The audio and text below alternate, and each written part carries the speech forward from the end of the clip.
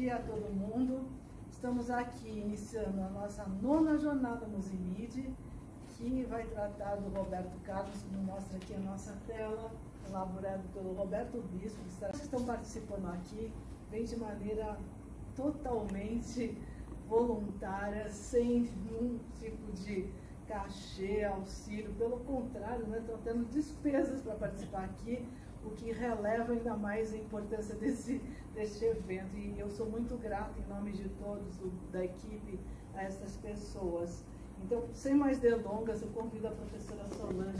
Então, bom dia a todos. Estou contente de estar aqui numa iniciativa da professora Heloísa, que eu conheço bem, que tem uma tradição de incentivar o campo cultural e da música, não só academicamente falando, mas culturalmente, em termos do Brasil mesmo. Então, eu acho muito relevante essa iniciativa, ainda mais no sentido de investigar a questão desse ídolo que completa 85 anos, que é uma questão no Brasil mesmo, né? Como foi possível produzir uma pessoa assim, né? A gente teve em outros campos também, mas na música ele fica, né? Mais que Caetano Veloso, Chico Buarque e outras coisas, mas talvez a gente pode até medir em termos de quem faturou mais, né?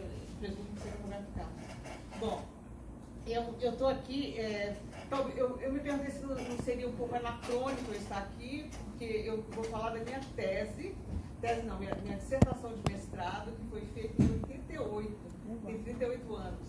E ela chamava assim, Por uma Psicologia Social do Encanto Brega, o mundo imaginário dos fãs de Roberto Carlos.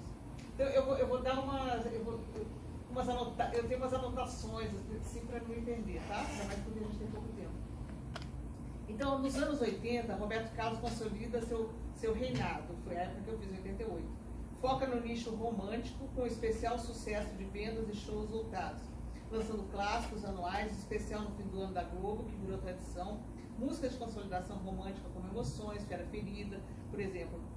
Esse toque romântico e intimista começa em Detalhes, e essa música é muito importante, e me chama a atenção o nome do convite que foi feito aqui, não vou esquecer, e tem tudo a ver com o que eu pesquisei e pensei nesse período de tempo que eu trabalhei, que eu também vou ver, e por isso eu acho que ele descobre um pequeno fenômeno ali, entendeu? E o cerne eu achei que estava naquela época.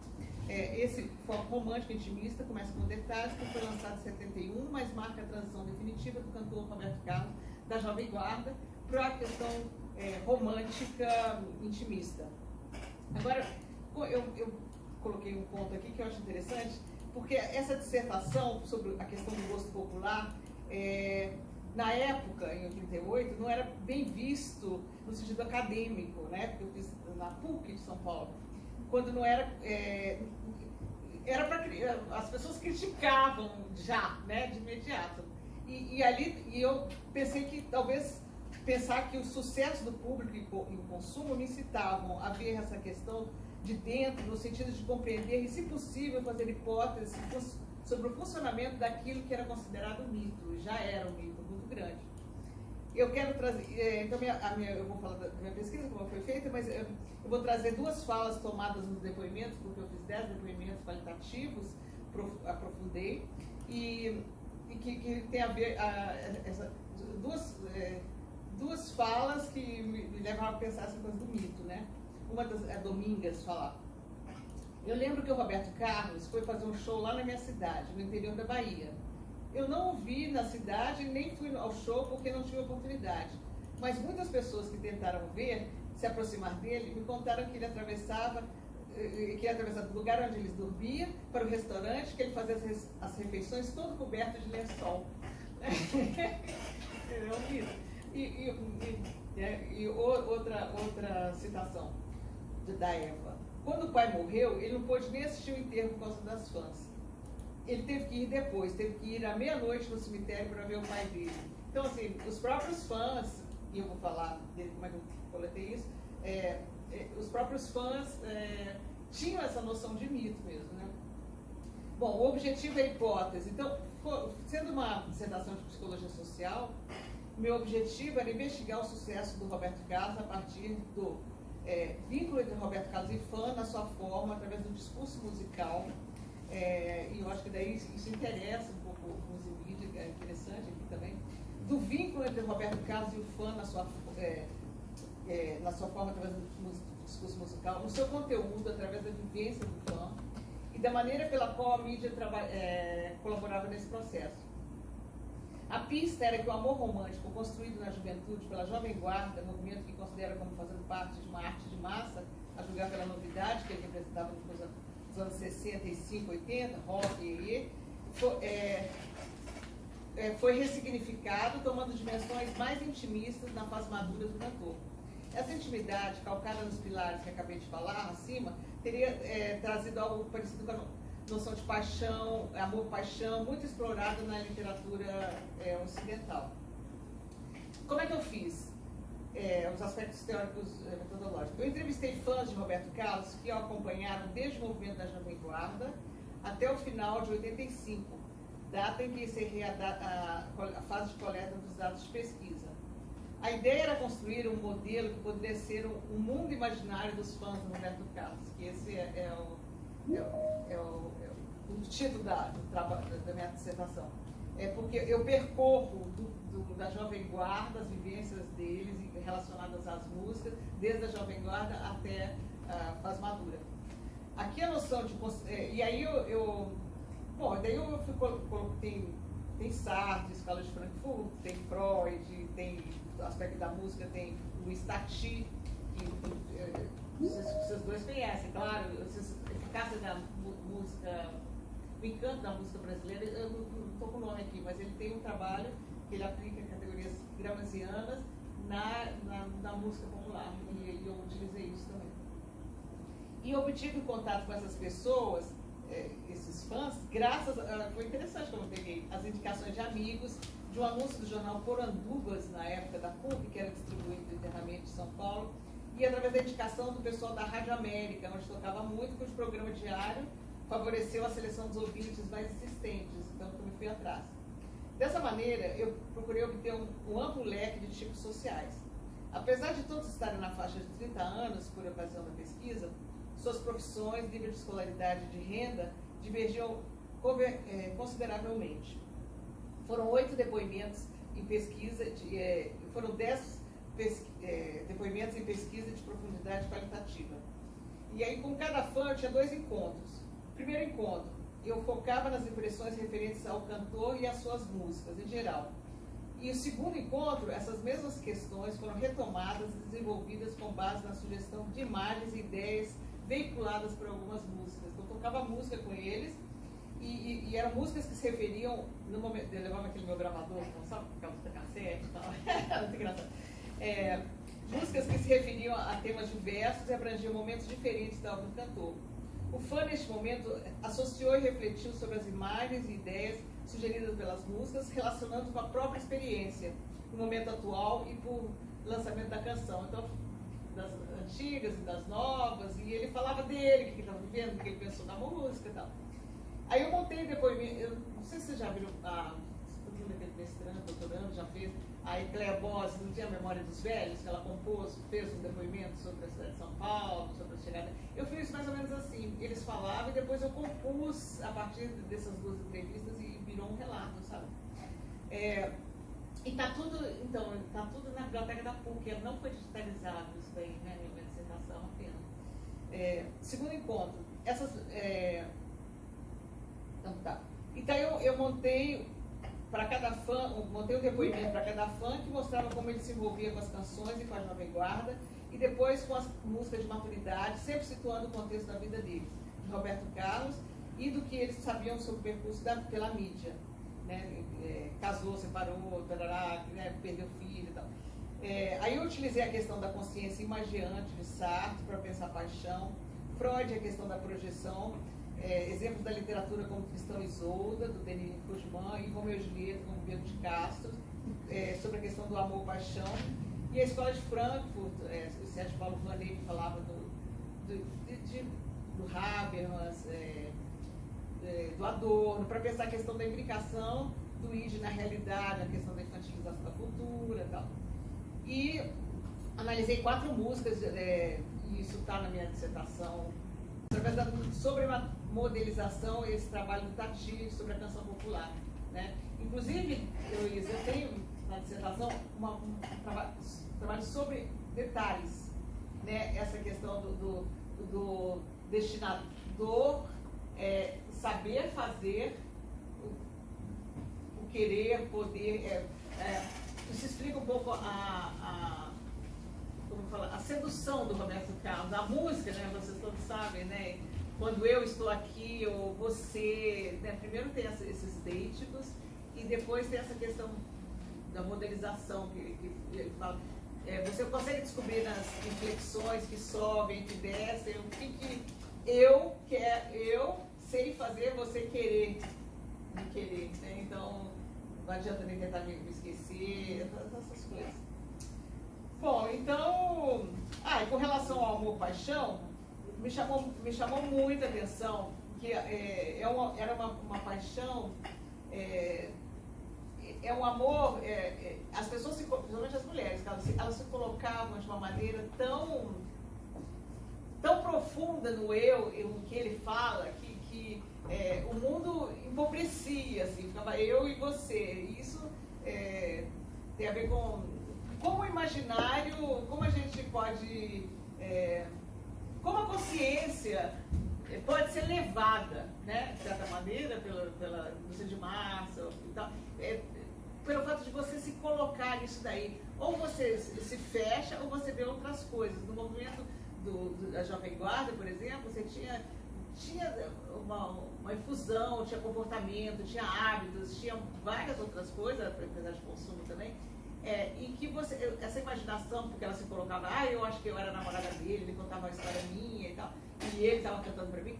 Isso é uma coisa. Outra coisa é quando as pessoas vão amadurecendo, tudo bem, já não estão na Jovem Guarda, mas elas se colocam no lugar dele, você, os botões da blusa, né, entendeu? Assim, como um namorado para ela, né? E isso empobrece um pouco a visão geral,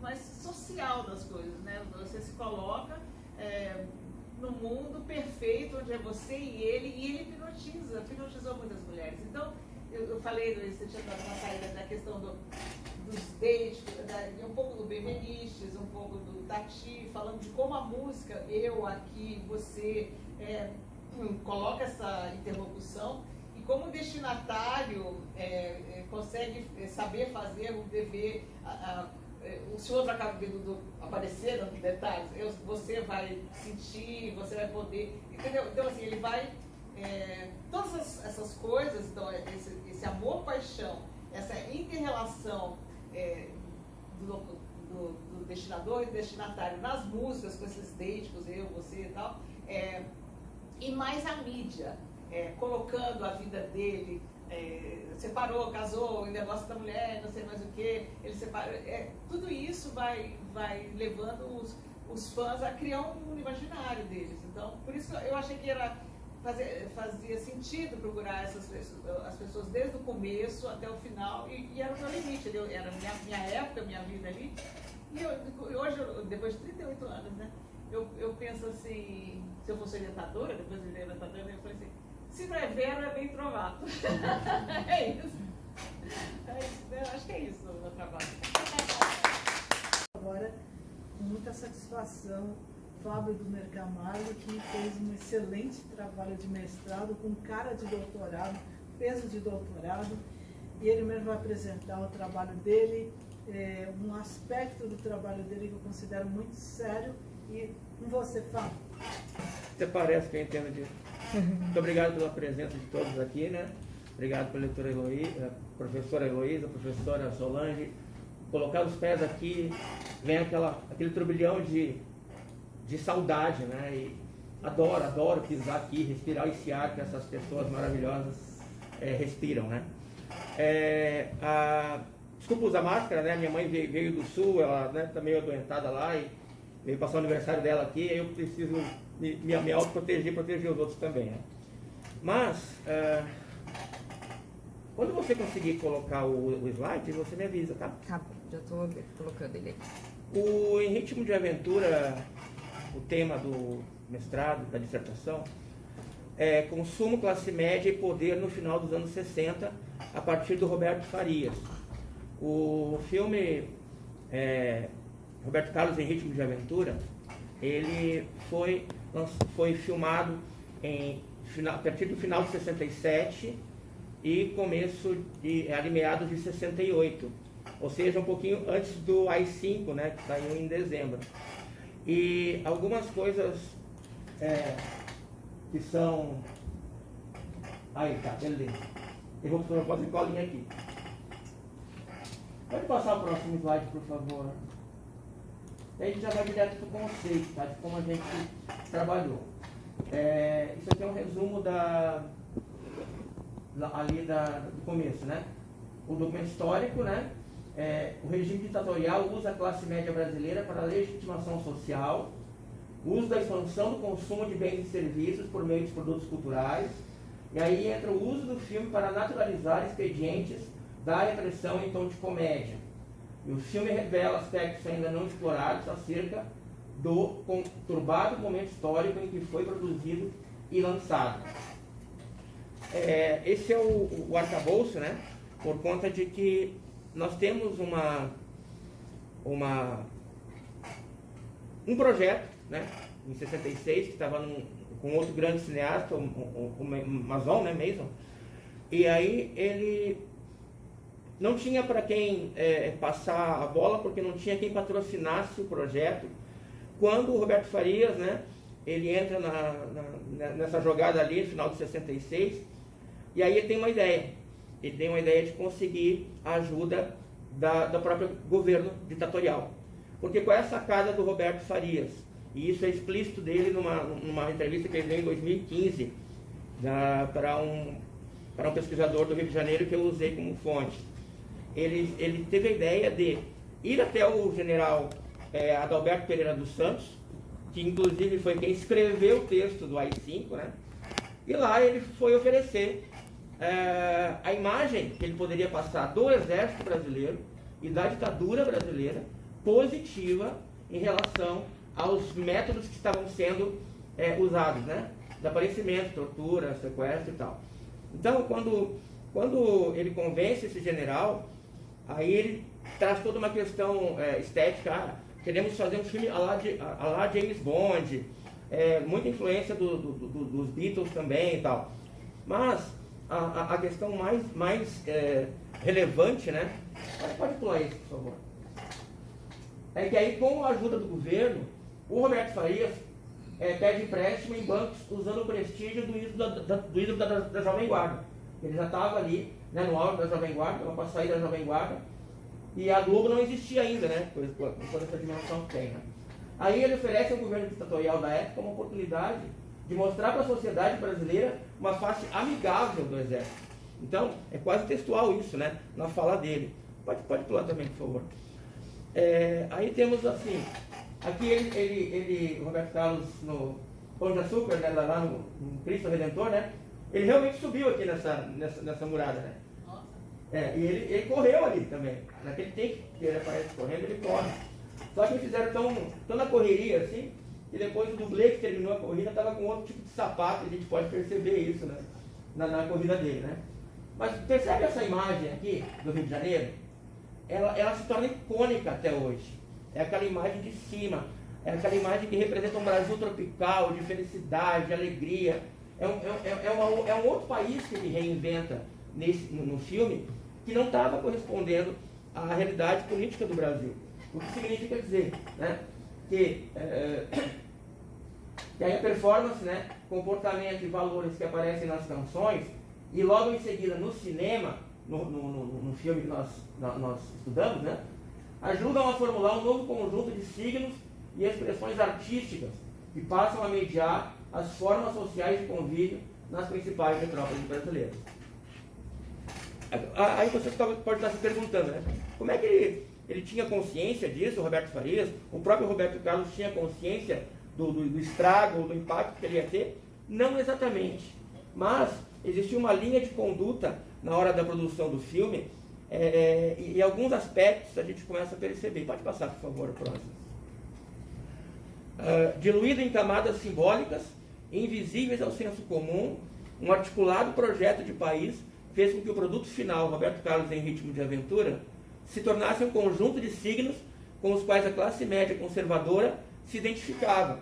Era o homem branco, hétero, ele é o cara que manda, ele é o cara jovem, ele é o cara que tem um carrão, e ele é o cara que está de bem com a vida. E ele tem o romantismo do Roberto Carlos nas letras românticas nascem como vários clipes ali que são usados, porque o filme Roberto Carlos em Ritmo de Aventura é considerado um musical, né? Então nós temos vários momentos ali em que emerge tanto da letra quanto da performance dele. Inclusive um dado curioso, a escolha das atrizes. Como é que é o filme, né, para quem não viu? O filme é o próprio Roberto Carlos como Roberto Carlos, então é uma metalinguagem. As meninas que correm atrás dele o tempo todo, como era no show. Então o Roberto Farias empurra para a tela tudo que o Roberto Carlos já vivia. E a questão, por exemplo, o Cadillac. O Cadillac ele usa para gravar o filme em Nova York.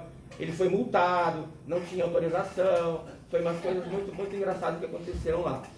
E aí acontece que, na verdade, quando o Roberto Carlos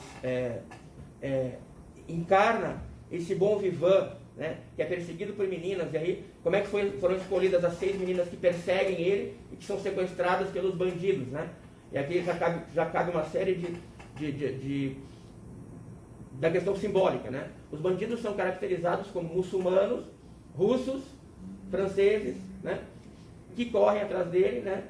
Parece cômico assim, né? Mas eles encarnam todos os inimigos dos Estados Unidos e do modelo vigente, que era a questão de implementar, né? Trazer o modelo dos Estados Unidos, que financiava a ditadura, e aí ademais vocês já sabem, né? E eu prometo correr um pouco mais aqui. Curiosidade, a escolha das meninas foi ali no Teatro Gazeta. Na época tinha o quê?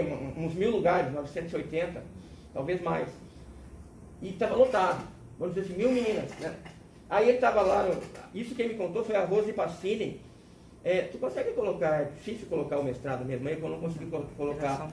Eu fiz uma entrevista também nos mesmos moldes que a professora Solange fez, né? O trabalho dela.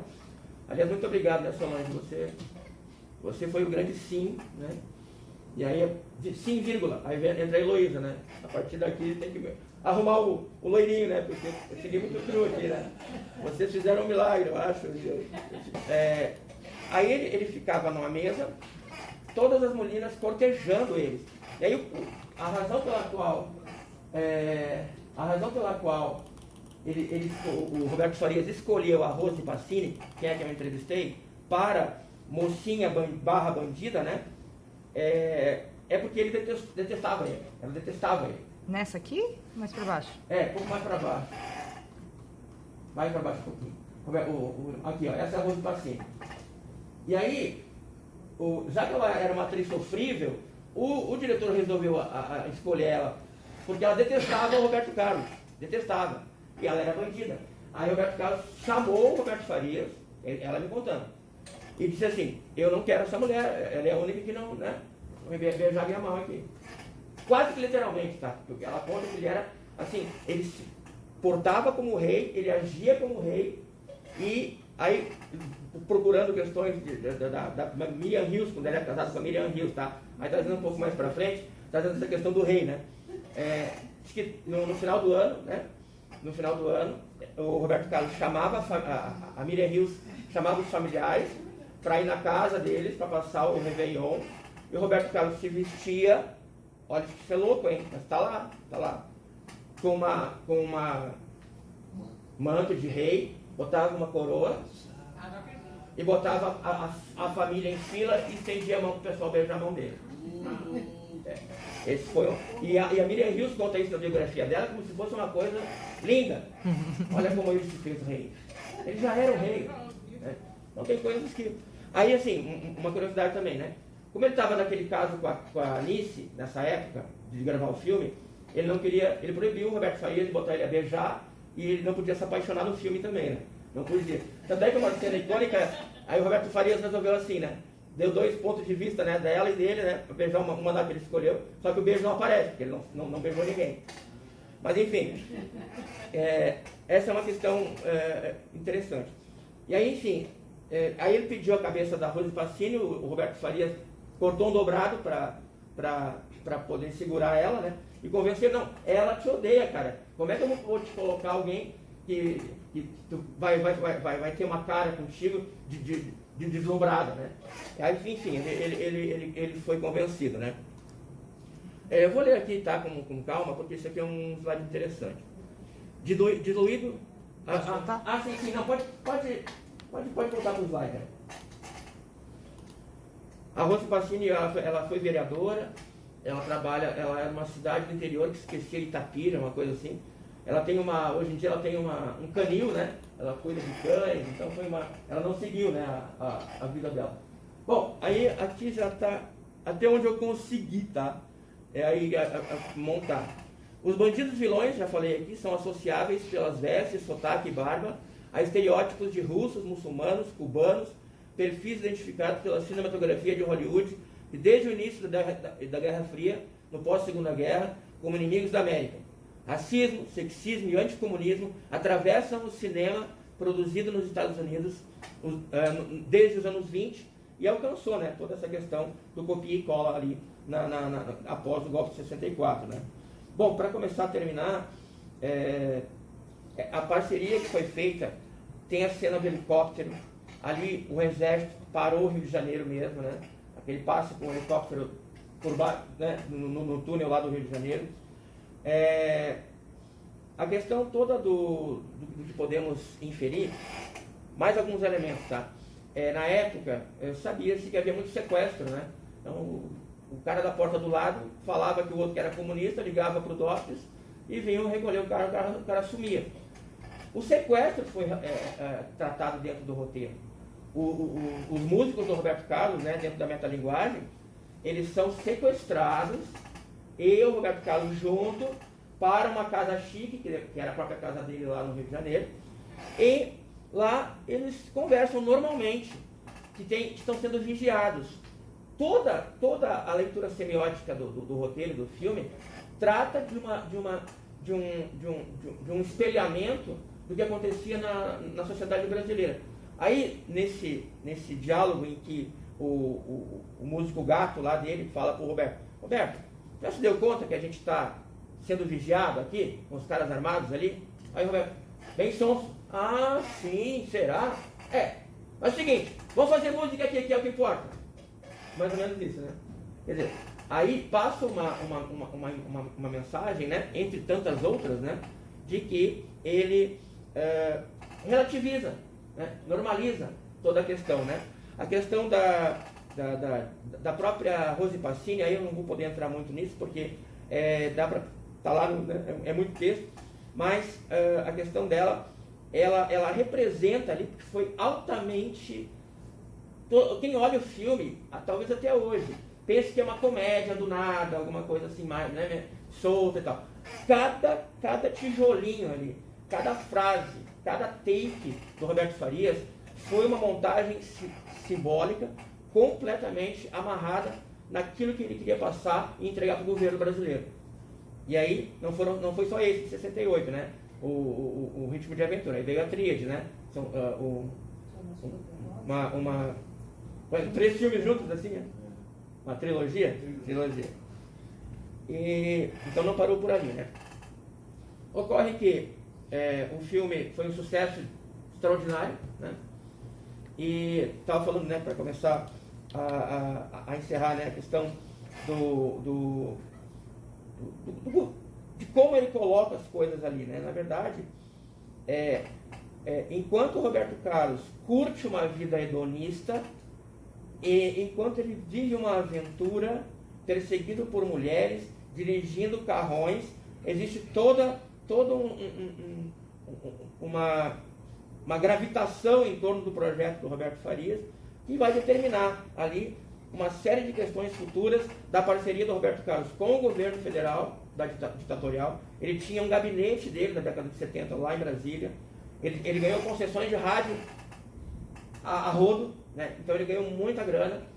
E nisso, assim, existe uma questão, né, dele não ter... nunca quis se dizer, né, politicamente envolvido e tal. Até hoje ele tenta escapar disso, né? Mas a questão é que ele e o Roberto Farias, né, eles estavam ali muito amarrados com relação a tudo que significava relativizar o sequestro, relativizar a violência que era silenciosa, o medo, né? E aí o diretor trouxe para as músicas, trouxe para ele jogando granadas dentro do clipe, né? Trouxe para ele dirigindo o avião, foguete da NASA. Então ele é o cara que ele tenta se projetar, e o cara de classe média brasileiro que quer comprar o seu Fusquinha lá diz: poxa, eu quero ser o Roberto Carlos, né? E que legal, tá tudo legal, o Brasil está progredindo. Afinal de contas, esse foi o recado dado pelo filme Roberto Carlos em Ritmo de Aventura. Teria muito mais coisa, mas eu não quero tomar o tempo dos outros. Muito obrigado. Sem mais delongas, Marco Bins, eu tenho um grande prazer de receber aqui. Muito obrigado. É uma satisfação muito grande estar aqui com todos vocês. Obrigado pela presença e obrigado, Heloísa, pelo convite. É sempre um prazer poder participar dos seus eventos. Agora, eu queria fazer um recorte muito pessoal, tomo a liberdade de pedir licença a isso, da minha experiência, da minha relação com o Roberto Carlos, trazendo um pouco as referências da minha pré-adolescência. Uma série de elementos, de coincidências aconteceram na rua que eu morava, e isso me permitiu desenvolver uma narrativa que eu vou fazer a leitura para vocês, e acredito que ela tenha, se tiver algum excesso, fica por conta do imaginário de um jovem dos seus 10, 12 anos. Então eu começo. A primeira vez que reparei em Roberto Carlos foi mais ou menos na mesma época em que reparei em Nara Leão. No primeiro caso, pela televisão, nas jornadas dominicais da Jovem Guarda. No segundo caso, nos encontros da vila, ao lado de casa, com jovens mais velhos que eu. Essa separação faz todo sentido para compreender outra coisa: a música mediada pela nova indústria cultural, capitaneada pelos produtos de Roberto Carlos e a Jovem Guarda, e uma certa música popular brasileira então nascente, mais difícil para um moleque de 6 anos ou 7 anos acompanhar e degustar, mas que oferecia um sabor pelos encontros presenciais, pela leveza das vozes do violão, por uma força iluminada que brotava daquelas rodinhas mágicas. Descendo a minha rua, para o lado oposto da vila, havia uma grande mansão. Paulo Gomes, um ricaço ligado ao automobilismo, que recebia a nata da Jovem Guarda, até mesmo Roberto Carlos, acompanhado pela Vanderleia e pelo Tremendão. Mas por alguma razão, isso não tinha a menor importância para mim, ou para os meus pequenos amigos da rua. Gostávamos mesmo era de ficar ao lado daqueles jovens mais velhos, com suas canções mais difíceis e ao mesmo tempo tão atraentes. Foi então que soube de Nara Leão, pela interpretação da jovem Yamara. Yamara era uma das vizinhas, um dos jovens mais velhos. É preciso dizer que essas memórias pré-adolescentes são, na verdade, memórias de um futuro, pois dou um jeito de retomar lembranças do passado a partir de uma apreciação vinda do futuro, daqueles acontecimentos, provavelmente reescrevendo todo um passado conforme as descrevo agora, no presente. A Jovem Guarda se movimentava em torno do espetáculo em si, das canções dos domingos, expressando uma rebeldia que propiciava o acúmulo de boletos dos produtos adquiridos em suaves prestações. Uma das grandes sacadas comerciais. Mamãe perguntava nas compras no mês se eu queria uma calça Calhambeque ou uma camisa com o dístico "É uma brasa mora", enquanto esperávamos o próximo lançamento do filme Em Ritmo de Aventura. Por isso me sinto bem contemplado com a fala. Assim, as canções sobre as curvas na Estrada de Santos ou sobre o Calhambeque Bibi sugeriam namoros, carrões e uma certa liberdade definida pelo vento, enquanto Roberto Carlos corria demais. Uma liberdade que, conforme a memória do futuro me mostraria, se definia como individual e inofensiva.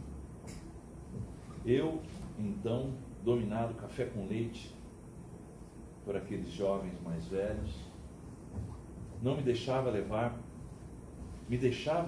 pelo dedilhar de ponteio feito pelo Janguinho, ou Disparada, essa também cantada pelo Marinho. Havia alguma coisa a mais ali. Era o puro e indizível arrebatamento de uma pequena mente ainda em formação. Havia outras explicações para esses momentos especiais da vida. Todas aquelas canções respiravam o momento do país, que era trazido pelas falas codificadas desses jovens universitários, que pareciam se empenhar em outras tantas atividades solidárias. Eu apenas via, captava, mas não entendia. Falavam de cinema, falavam de teatro, falavam de manifestações, falavam de uma outra vida, a qual eu sequer desconfiava. Eram vivazes, encantadores e dedicados. Raramente falavam da Jovem Guarda, a não ser para se deleitarem nas ironias possíveis. Era isso. Eu experimentava a distinção do que depois compreenderia melhor entre uma rebeldia de vitrine, onde a juventude aprendia antes a consumir do que pensar, e uma rebeldia crítica, que ganhava as ruas gritando por mudanças. A modernização conservadora desse período certamente foi tema de inúmeras discussões e trabalhos acadêmicos, inclusive no meu mestrado. E conceituou de maneira bastante clara o que era permitido e o que era proibido para a juventude da época. Eu me apego à memória de um restrito grupo de jovens mais velhos que eu, estudantes dos mais diversos cursos universitários, que se embrenhavam por caminhos sinuosos que contemplavam a ação política e revelavam uma pequena ponta desse segredo tão sedutor por lembranças das peças, dos filmes vistos. E sim, lembro falarem longamente de um tal cinema novo. E se me lembro, foi porque falavam muito e animadamente. As imagens das canções sobre temas seguros, amor, ciúmes, carrões, fáceis de ouvir, fáceis de consumir, por alguma razão não me entusiasmavam.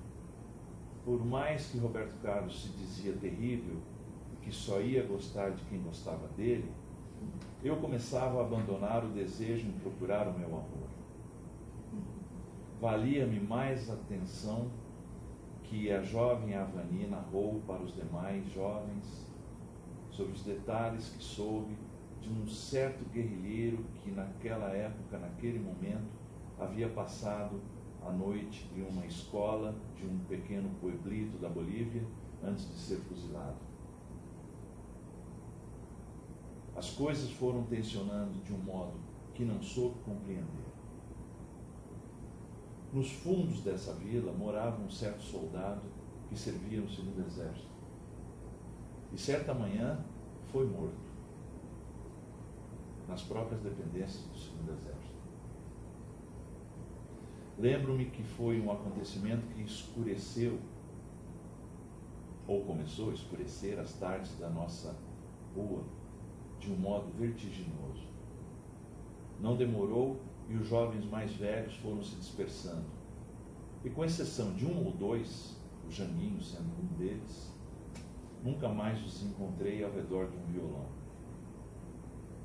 Dispersar é um verbo menos cruel do que desaparecer. A beleza que acalentavam a cada encontro na vila, ainda que não tenha perdido a memória dos fatos, nem a coragem da transformação de cada momento, não soubemos fazer disso mais do que um sonho não realizado. Roberto Carlos prosseguiu em sua carreira livre e altaneira. Por um tempo ainda na Jovem Guarda e depois nas rádios e TVs do país. Ela não confrontou o regime e acabou por tornar-se o símbolo ideológico, o rosto de uma juventude controlada. Em suma, um falso espelho emocional da rotina. Ganharia um contrato na Globo, conectando os valores mais fortes da sociedade brasileira: a família, a fé, a esperança, a união. Em uma das estratégias de marketing da televisão mais bem-sucedidas e duradouras. E eu paro por aqui. Terminando esse painel, convido o querido Rafael Livini, que deveria, na verdade, numa questão de afinidade com o tema, estar na parte da tarde, mas a gente tem que admitir que as pessoas têm suas agendas de trabalho, nem sempre podem suspendê-las, mesmo que excepcionalmente, mas não vai estar fora do tom, né? Rafael, por favor. Bom dia a todos presentes, bom dia a quem está nos assistindo aí pela internet, bom dia, boa tarde, boa noite para quem for ver a gravação, não só aqui em São Paulo, no Brasil, mas em qualquer lugar do mundo, que esse é um privilégio da internet fazer com que esse trabalho, esse nosso encontro seja visto por muita gente ao redor do mundo, não só agora em tempo real, mas o tempo que for pro ar. E é um prazer estar aqui, a convite da professora Luísa Valente, que foi minha orientadora de pós-doutorado, que eu tenho o prazer de estar sempre em prontidão para todos os convites dela. É uma honra poder falar do Roberto Carlos, que eu sou super fã desde criança. Eu lembro da minha mãe sempre fazendo as coisas de casa e eu me lembro desde da memória mais remota da minha vida, sempre ouvindo Roberto Carlos ou pelo rádio, mais tarde vendo pela televisão. O meu assunto, como eu trabalho no campo da música, eu sou professor, mas também sou maestro, então a Heloísa me propôs esse desafio de falar sobre os maestros do Roberto Carlos, porque quando a gente pensa em Roberto, a gente tem sempre o Roberto Carlos na linha de frente, né? Ele é o artista, ele é a vitrine, mas eu diria que por trás do Roberto, ou melhor, ao lado do Roberto, e muitas vezes na frente do Roberto, porque o maestro tem que vir antes, porque quando a música é composta, é criada, tem que ter um maestro para fazer o arranjo, e ele prepara tudo isso, ele prepara todo o campo para que as pessoas possam ou assistir o espetáculo, ou ouvir o disco, enfim, ouvir uma gravação. Ele sempre precisou de alguém que fizesse o arranjo, preparasse, né?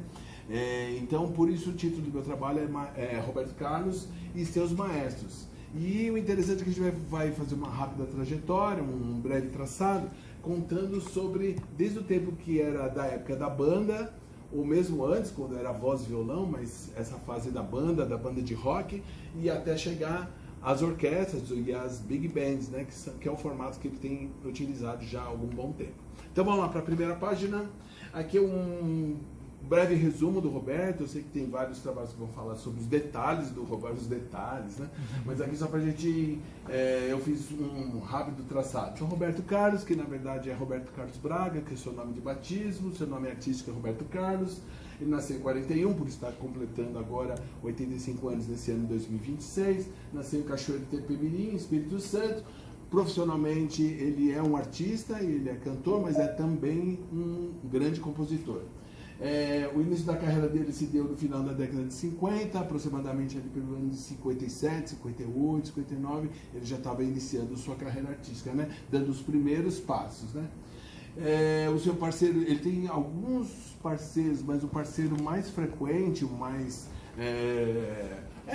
frequente é o que ele mesmo fala, né? Meu amigo Erasmo Carlos, né? Esse movimento que ele participou, acabou projetando o Roberto para o Brasil todo e para o mundo, que é a Jovem Guarda já na década de 1960, e depois ele tem uma consolidação de carreira nacional e internacional, onde ele realmente acaba se estabelecendo como um cantor romântico, né? E é isso que faz a sua carreira e o coloca ainda nessa posição até hoje. Próxima página, rapidamente. Eu não vou ler os detalhes, mas só para a gente ter um guiazinho, eu faço um traçado, um progresso cronológico. O resumo é dizer o seguinte, de que ele começa numa banda que chamava os Sputniks, ali na região de Niterói, onde ele veio, na verdade, do Espírito Santo. Ele acaba se estabelecendo ali na casa da tia, né, da tia Amélia, que ele até faz uma música depois. E ali ele conhece vários garotos, moleques, que na verdade vão se tornar seus colegas e famosos também, como o Erasmo Carlos vem depois, mas, por exemplo, o próprio Jorge Ben, que depois vai virar Jorge Benjó, o Tim Maia, né? Que até então era Sebastião, o apelido dele era Tião, depois é que fica Tim, vira Tim Maia, né? Entre outros, né? Que vão, o pessoal que depois, mais tarde, vai fazer o Renato Seus Bluecaps e assim por diante. Então, essa fase de finalzinho dos anos 50 é uma fase onde ele está surgindo, e o modelo, a inspiração desse Roberto Carlos que está surgindo, mas ele não era a atração principal, ele fazia parte de uma banda. Por isso é importante a gente dizer dessa fase chamada Os Sputniks, né? A inspiração era o Elvis Presley, que era um grande sucesso mundial. E era ali que eles se inspiravam, na vestimenta, na roupa de couro, no topete, com brilhantina, etc. Depois ele vai ter uma oportunidade onde que ele vai, através do Carlos Imperial, que se torna empresário, ele tinha um programa, né, na televisão, na TV Tupi, na antiga, extinta TV Tupi, e aí ele surge uma oportunidade onde ele ganha a alcunha de Elvis Presley brasileiro. Então, só para a gente entender da onde que vem Roberto Carlos, né? Então o modelo era o rock, na verdade, né? E depois ele vai ter uma junção mais para frente com o conjunto Snakes, mas depois eu vou chegar lá. Vamos para frente, próxima etapa. Aí olha que interessante, ele estava no conjunto, mas ele acaba surgindo, ele percebeu uma oportunidade, e o Carlos Imperial acaba dando essa oportunidade para ele, e acaba querendo se destacar do conjunto e ser realmente um cantor solista, um crooner principal. E ele ganha as oportunidades para se apresentar, etc. E ele vai tentar, mas só que acaba não dando certo. Até porque o rock, esse rock que a gente vai ver da primeira fase, né, do rock brasileiro, que é Celi Campeiro, essa turma toda, né, do Estúpido Cupido, o que acontece? Quando vai virando, chegando no final dos anos 50, virando dos anos 60, já vai ter um certo desgaste. Então, quando ele tem a oportunidade, esse rock dessa primeira fase, ele vai meio que dar um certo afrouxamento. E o que estava acontecendo nesse momento? O surgimento da Bossa Nova. Então, olha que interessante. Então, ele larga o rock e ele vai fazer sua aventura no campo da Bossa Nova. Ele se torna um cantor de Bossa Nova. E o modelo dele, quem que era? João Gilberto. Então, esses passos seguintes dele como solista é como um cantor de Bossa Nova. E aí, o que acontece? O modelo dele era o Chega de Saudade, etc. E ele passa então a tocar voz e violão. E ele tenta se enquadrar com a turma ali, o Carlos Imperial, que era um cara que tinha muitos contatos, tenta enquadrar ele com a turma da Bossa Nova, né? Com a turma do João Gilberto, aquela turma toda que estava ali, né?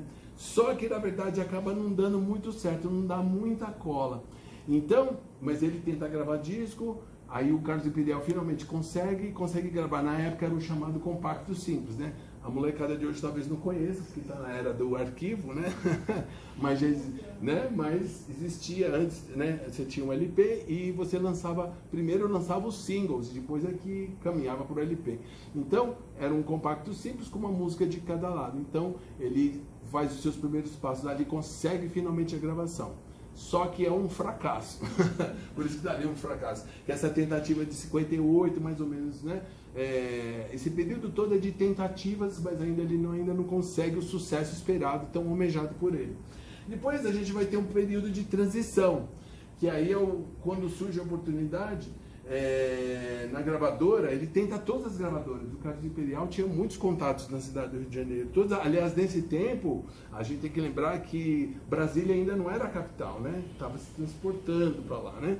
Então, o Rio de Janeiro era o grande centro, onde tinham todas as gravadoras. Então, a EMI, a Odeon, enfim, todas elas. E depois a Columbia Records, que depois a gente vai conhecer com a CBS. Essa era a grande gravadora. O Carlos Imperial tenta em todos os lugares e não dá certo. E ele sempre fala, a CBS talvez não dê certo, porque é muito grande. Pois, olha a sorte dos caras. Justo lá, o Roberto Corte Real, irmão do Renato Cortial, né, ator, etc., dá essa oportunidade e fala assim, vamos tentar, vamos apostar nesse garoto aí, acho que ele tem jeito, tal. E aí ele consegue gravar esse compacto, mas ainda nessa linha, meio daquilo que era o sucesso da época, que era bossa nova, samba canção, etc. Mas nada acontece. Inclusive o Roberto até nem gosta muito de falar desse disco, hoje em dia ele nem considera muito na sua discografia. Aí vai caminhando até que de repente, ali na altura de 1963, caminhando para 1964, troca o diretor da gravadora, do Roberto Corte Real, assume o Evandro, doutor chamado, que sempre fala do doutor Evandro, né? Ele assume como diretor, ele já era o diretor-geral, mas com a saída do Roberto Corte Real, ele assume a direção artística. E quando eles mandaram vários artistas embora, para enxugamento de orçamento, etc., inclusive teve uma briga com o Sérgio Murilo, que era o grande famoso da época do rock, que era o bonito, lindo, cantava super bem. Mas o Sérgio Murilo, além de cantor, ele era advogado. E ele ficou cismado que ele não ganhava todos os royalties. Então ele entra com um processo contra a CBS. O que acontece? A CBS põe ele na geladeira, porque ele tinha um contrato, então ele tinha mais 2, 3 anos de contrato. O que os caras fazem? Não gravam mais nada, deixam ele congelado. Ele, para enxugamento da máquina, dispensa um monte de gente, artista. E quem que era o artista mais barato que estava lá? O Roberto Carlos. Que inclusive ele achou que ele ia ser mandado embora, ele tinha certeza, ele falou, eu sou o próximo a ser cortado. Quando chegar lá, o doutor Evandro fala assim, garoto, é o seguinte, é a sua oportunidade. Ele, ele achou que ele até ficou surpreso, ele falou, os caras iam me mandar embora. Fala, pois é, porque o cachê dele era muito pequenininho. E aí ele fala o seguinte, essa é a sua chance, mas esquece esse negócio de João Gilberto. E eu vou te falar uma coisa, nunca haverá, essa frase é muito interessante, nunca haverá 2 João Gilberto ao mesmo tempo. Então, se eu fosse você, eu pegava essa onda que está chegando, do twist, essa música que está vindo, etc. e tal. E aí estavam surgindo os Beatles, ainda não tinha estourado. O modelo ainda era o Elvis. Então ele pega essa onda de twist, essa coisa toda, Paul Anka, enfim, os caras estavam acontecendo, e ele vai gravar Splish Splash, e depois, dentro desse disco, surge o álbum É Proibido Fumar. O álbum É Proibido Fumar de 64. Primeiro é o Splish Splash. Depois ele grava o álbum É Proibido Fumar, que aí ele assume essa identidade rock and roll. E a música O Calhambeque torna-se a música que fará de Roberto Carlos um enorme sucesso. Ele vai, do nada, ele de repente dispara para segundo lugar nas paradas de sucesso, e isso alavanca a carreira dele. E aí, a partir de 65, ele surge uma oportunidade que a TV Record precisava renovar sua programação e tinha acabado de finalizar o contrato para o futebol, que era o grande barato já naquele tempo. A gente pensa no futebol hoje, mas já existia a transmissão do campeonato, dos campeonatos, sobretudo a TV Record de São Paulo transmitiu o Campeonato Paulista. Como deu uma briga com a federação, ficou um buraco. E o Dr. Paulo Machado de Carvalho, que era o dono da emissora, o diretor-geral, tem a ideia, falou assim, vamos aproveitar e preencher esse programa com mais musical, porque já tinham outros programas musicais, né? Com Elise, Jair Rodrigues, enfim, né? Os outros programas que estavam na casa. E aí ele falou, vamos dar essa oportunidade desse horário aqui para uma garotada que está aí. E aí ele agarra aquilo com com o braço, perna, com tudo que ele podia. E ele chama os amigos dele que estavam vindo. Então, no caso, tinha o próprio Erasmo Carlos, e também pensaram, mas seria legal que o programa também tivesse uma garota, uma mulher. E aí ele chama Vanderlei. E aí a história, aí começa, né, o grande sucesso e a nova vida, né? Esse Roberto Carlos como se torna o grande ídolo. A partir de 1965, e aí com esse álbum Roberto Carlos Canta para a Juventude, a gente já começa a perceber a sonoridade dele e, sobretudo, a introdução do organista, que pouco se fala hoje, infelizmente, mas foi muito importante, porque O modelo que o Roberto estava trabalhando era sempre em função de uma banda, e a banda que acompanhava nos estúdios era o The Youngsters, que vai acompanhar o Roberto durante todo esse espaço dos anos de 1960, toda a década de 60. E depois juntando com o Renato seus Bluecast, depois a gente vai ver um pouquinho mais pra frente. Mas o modelo era a banda de rock, e aí tem o estouro mundial dos Beatles, e aí passa a ser um novo modelo, a nova referência do Roberto. Com isso, ele se torna um grande sucesso. Primeiro uma coisa era o modelo para televisão, que ele fazia os programas aos domingos, e ele fazia os shows, começou a ser requisitado. E no começo ele tinha uma banda que ele já batizou como RC3. Então era o Roberto Carlos na frente e mais 3 músicos atrás, que a gente, no jargão nosso dos músicos, a gente chama de cozinha, né? Que é guitarra, baixo, bateria.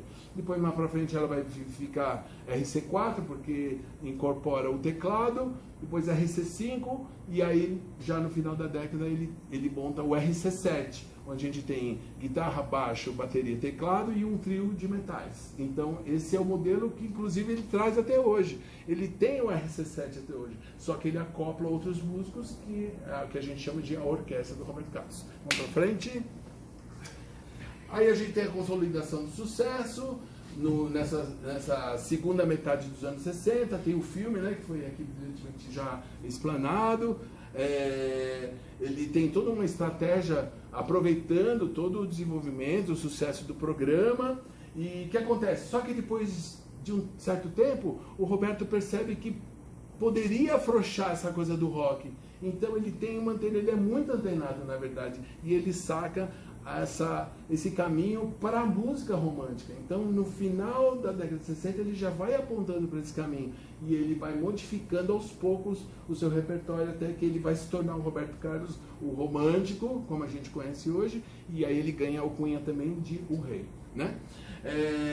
A partir de 70, da década de 70, aí ele realmente assume a alcunha de um cantor romântico, e é isso que é o que sustenta a carreira dele até hoje. Vamos para frente?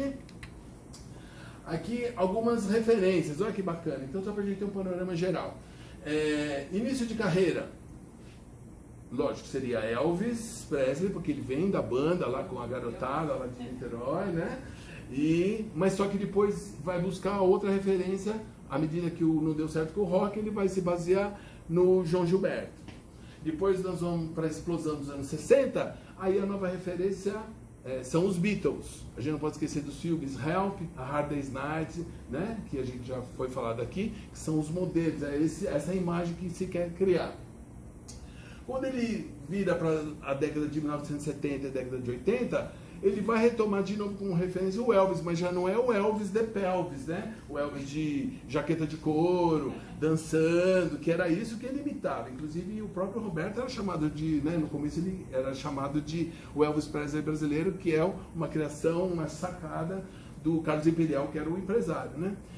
Não, aqui já é um Elvis já maduro, já entrando na maturidade, já na casa dos 30 e poucos anos, que é esse Elvis já de gola branca, aquelas músicas românticas lindas com orquestra. Então esse é o som que se procura, né?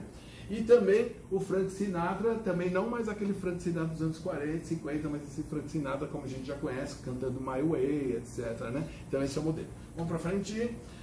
Além da carreira musical, só para dizer, já foi comentado aqui, mas ele tem a trilogia, né, dos filmes, só para a gente fixar os títulos, né? O Ritmo de Aventura, Roberto Carlos Ritmo de Aventura, Roberto Carlos e o Diamante Cor-de-Rosa e Roberto Carlos a 300 km por hora, e ele fez 3 filmes, é isso. Essa é a carreira como ator, né? Vamos dizer assim, carreira filmográfica dele. A estratégia, olha que legal, o Roberto Carlos ele não acontece por acaso, ele é um estrategista, ele está sempre pensando, ele sempre sabe, ele sempre imagina o próximo passo, ele não é um cara simplesmente intuitivo, é lógico que ele tem uma intuição, mas ele pensa muito no caminho, na caminhada dele, né? Opa, entrando gente, o Roberto Carlos entrando.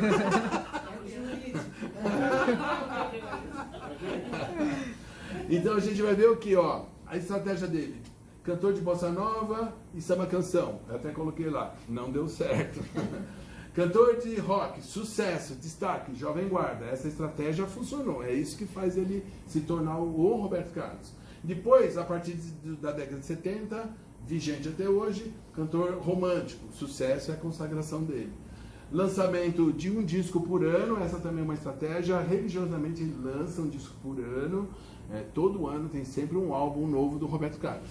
E a partir de 1974, acho que é isso, eu não marquei ali, mas acho que é isso, a partir de 1974, numa parceria com a Rede Globo de televisão, existe então a estratégia de um programa de televisão especial, que é chamado o Especial Roberto Carlos, que todo mundo fica aguardando e sempre exibido em torno ali da semana do Natal. Sempre é como se fosse um presente de Natal, né? Para os fãs, etc. Para as fãs, né? Em frente. Ali, só falando dos maestros agora, que é o eixo principal nosso aqui, e também já caminhando para o final. Como eu falei, sempre teve um maestro junto, né? Por trás, ao lado ou na frente do Roberto Carlos. Ele sempre teve alguém que fez os arranjos, que criou a sonoridade de Roberto Carlos. Então, no começo, quando é a fase do Carlos Imperial como empresário, como produtor, que ele consegue a gravação lá na antiga Columbia, que depois vai vir a CBS, que é a Columbia Broadcasting System, por isso que é chamado de CBS. Olha que interessante, as gravadoras, hoje não tem mais, mas até um certo tempo atrás, e antigamente, as gravadoras sempre tiveram um maestro para fazer os arranjos. Então, quando o cantor era aprovado, tinha um maestro que fazia um arranjo para poder gravar com a orquestra do estúdio, com a orquestra da gravadora.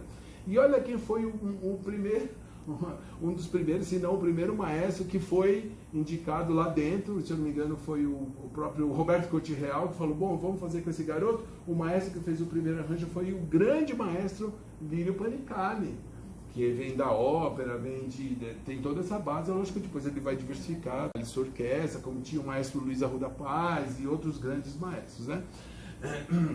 Agora, durante toda a década de 60, a gente tem fundamentalmente duas bandas que fazem a base para ele gravar o disco, né? Que são os que se tornam, eles tinham a carreira deles, mas eles se tornam músicos de estúdio. Isso era muito comum e é muito comum até hoje. E até recentemente, nos anos 80 e 90, só para dar um exemplo, não é Roberto Carlos, mas só para lembrar, a banda Roupa Nova, que a gente conhece, a banda Roupa Nova servia de base para os cantores, servia de base para gravar disco da Gal Costa, etc. Porque são músicos que conhecem toda a linguagem de estúdio para dinamizar a gravação. Então, olha as bandas que serviram de base para o Roberto Carlos. O The Youngsters, que na verdade eles chamavam Angels. Quando eles eram só eles eram Angels, mas quando eles vão sendo servidos de base para o Roberto, eles adotam esse outro nome de Youngsters, até porque eles estavam trabalhando a carreira deles, eles queriam ser os Beatles da época. Então, por isso que eles adotaram dois nomes, mas como deu muito certo com o Roberto, então eles aposentam o nome The Angels e seguem com o nome The Youngsters. Também tem o Renato e seus Blue Caps, o Renato Barros, o irmão dele, Paulo César Barros, tocou muito tempo contrabaixo com o Roberto Carlos, etc., né? O Lafayette, muito importante, que é o organista, sabe aquela música que ele faz de tararara, que fala, você é o amor, que o Roberto narra, ele praticamente, ele não canta, né? Ele vai fazendo um poema falado, né? A base desse órgão, desse som de teclado, é do Lafayette Coelho, que foi muito importante. E o Lafayette foi ficando tão famoso que depois ele também teve a orquestra dele, que também serviu de base para o Roberto. Como eu já falei, as bandas, né, que começou como o RC3, depois virou RC4, RC5, até virar o RC7. Agora, olha aqui dois maestros muito importantes. Um que é pouco falado hoje em dia, mas ele é muito importante, que é o maestro Chiquinho de Moraes. O maestro Chiquinho de Moraes que foi o grande arranjador. Eles se conheceram ali nos bastidores da TV Record, e o maestro Chiquinho de Moraes foi maestro da Elis Regina, foi maestro de vários cantores famosos, da Gal, do Chico, etc. E essa parceria, quando é fixada, fechada, é o Chiquinho de Moraes que faz os grandes arranjos das músicas do Roberto Carlos, desse finalzinho dos anos 60, mas sobretudo a partir dos anos 70. E ele vai ficar até mais ou menos 1977, porque o Chiquinho de Moraes estava muito famoso, e todo mundo falava que o modelo era as orquestras, a orquestra era dele. Então ele que levava os metais e as cordas para fazer o show. O Roberto tinha um RC7 e ele completava com a orquestra. E o Chiquinho era muito requisitado, muito famoso. E o Chiquinho, olha que coisa, o Chiquinho fala assim: bom, se eu estou tão bem assim, é o seguinte, eu não quero, acho que eu vou deixar o Roberto para lá e eu vou seguir minha vida, porque ele queria seguir como os grandes maestros, como o Henry Mancini, esses grandes exemplos. e ele pede demissão. Fala, Roberto, obrigado por tudo, te amo, mas valeu, obrigado. E aí, quando ele sai, entra aquele maestro que estava lá na Rede Globo, que fazia o Globo de Ouro, fazia todos os programas lá, que era o jovem Eduardo Lages, que é o que a gente conhece até hoje. O Eduardo Lages vai completar uma parceria de praticamente 50 anos direto com o Roberto Carlos. E o Chiquinho de Moraes, o que acontece? Como a gente está na era da discoteca, virando para o New Wave, etc, etc, o Chiquinho vai cair no esquecimento. Olha que azar, né? Do Chiquinho e que sorte do Eduardo Lages. E aí o Eduardo Lages se torna o maestro dele e o parceiro dele até hoje. Virando rapidinho, aqui eu não vou mostrar aqui no vídeo, mas só de curiosidade eu fiz um levantamento, álbum por álbum, quem foi o maestro, quem é que gravou, quantas, né? Quem participou. E é importante destacar, para finalizar, que nós temos esses dois grandes, quer dizer, o do início eram os maestros da gravadora, como o Astor Silva, como o Lírio Panicali, mas os maestros que seguiram realmente com ele, não só para a gravação do disco, mas também para os shows, são dois. Fundamentalmente Chiquinho de Moraes na década de 70 e do final dos anos 70 até hoje, Eduardo Lages. Só que quando o Roberto Carlos vira 1970, 71, o que acontece? Ele deixa de gravar no Brasil e ele vai gravar nos Estados Unidos. Então ele começa gravando nos estúdios da CBS em Nova York, depois vai para Los Angeles, Hollywood, e ele grava nos Estados Unidos desde então. E aí os arranjos passam a ser feitos por maestros norte-americanos. Então eu queria só destacar dois que eles aparecem muito. Um deles é o... Pode virar uma pagininha, Paulinha, por favor? Pode ser mais uma, que eu estou mais para frente. 70. Na próxima. Isso, 71. Que é o maestro Jimmy Wisner, que inclusive fez o arranjo de detalhes, né? Que a gente está falando tanto de detalhes, inclusive, né? A frase do nosso encontro é não adianta nem tentar me esquecer. Então o arranjo é do Jimmy Wisner. E ele faz, é uma parceria muito forte, mas sempre para gravações, tá? Para os álbuns, etc. E aí tem uma série de outros maestros. E eu fiz o levantamento dos álbuns, dos grandes álbuns dele. Então são todos os anos 70, depois dos anos 80 e até a virada dos anos 90, quando ele, na verdade, ele faz uma nova parceria com a CBS, onde ele tem a gravadora dele, e a CBS, que agora é Sony Music, ou Universal, ela passa a ser a distribuidora e não mais a produtora. O produtor agora é o Roberto Carlos, que segue. Ele não só é o cantor, o compositor, o músico, mas ele também é o produtor dos trabalhos dele. Então, é isso. Depois, quem quiser conhecer mais detalhes, eu fiz o levantamento álbum por álbum para saber os detalhes. É muito interessante. A gente fica... como se a gente entrasse na estrutura musical do Roberto Carlos para conhecer esses detalhes. Obrigado. Beijo de todo mundo. Obrigado por contar. É claro que vocês ouviram aqui a voz da Paulinha, que não está se mostrando A voz. Estamos O Lombardi da Heloísa. Nós estamos aqui as duas de azul, né? Tentando segurar a infraestrutura aqui com o apoio dos meninos da Unip, do Henrique e do Guilherme, né? Então a gente agradece uma vez mais. Bom, uma pena que a Solange tenha saído, não pode continuar, mas acho que parece até que nós combinamos, né, antes do que falar, só foi uma ideia assim meio alinhavada, mas acho que acabamos fazendo coisas muito interessantes. O quanto, talvez o que me compita dizer aqui, né, é apenas o quanto o Roberto Carlos é um signo complexo, né? A gente tem muitos Robertos para tratar aqui. Por isso também, né, que a gente convocou essa jornada, né, que vai fazer 85 anos, tem uma história pessoal sofrida em vários aspectos e a gente ouviu falar também de algumas manias dele, mas é importante a gente destacar o quanto, um pouco que está nas entrelinhas do que vocês comentaram, e toda a Solange também, o quanto a indústria da midiática, né, o quanto ele surfou, pegou a boa onda, né, para pegar todas essas circunstâncias favoráveis, desde relacionamentos pessoais, esforços pessoais dele, mas também da tecnologia e dos grandes caciques, dos grandes mandatários do poder, né, nas suas várias instâncias, são suficientes assim para sustentar essa carreira tão bem sucedida, tão longeva. Né? À tarde vamos ter o Roberto Bispo, que fez um trabalho sobre o Charles Aznavour, né? Que também é uma carreira longeva. Então a gente, quando pega uma carreira assim, muito extensa e em continuidade, ela não foi, ela passou por oscilações, mas não interrupções. Isso é importante para várias espécies, né, de análise. Então, como aqui nós estamos no programa de pós-graduação em comunicação, também sinalizando para a música, né, e interfaces, é interessante a gente poder tratar disso com uma complexidade. Então, eu passo a palavra a vocês. A única observação que eu, como alguém que estuda muito coisas de voz, né, que a voz do Roberto, assim como da Madonna, que é outra, né, a voz não muda, muda tudo. Né, muda o cabelo, muda a indumentária, muda o gênero de repertório, mas a voz é a mesma. Tá bom. Ele não está articulando tão bem como antes, a gente está falando de uma forma assim, né? E está carregando os R's, né?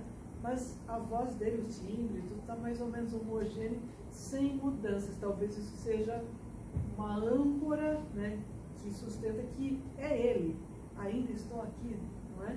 Bom, a vocês, meninos.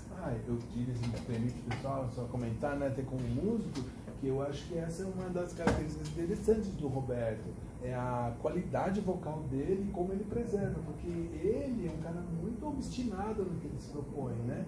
Eu digo isso comparado com outros cantores. Eu, por exemplo, sou fã dos Beatles, então eu sou fã do Paul McCartney, né, que é 50% dos Beatles já morreram, né? John Lennon e George Harrison, sobrou 50%, mas o Ringo aparece de vez em quando, mas o Paul está sempre fazendo turnê, inclusive vem muito ao Brasil.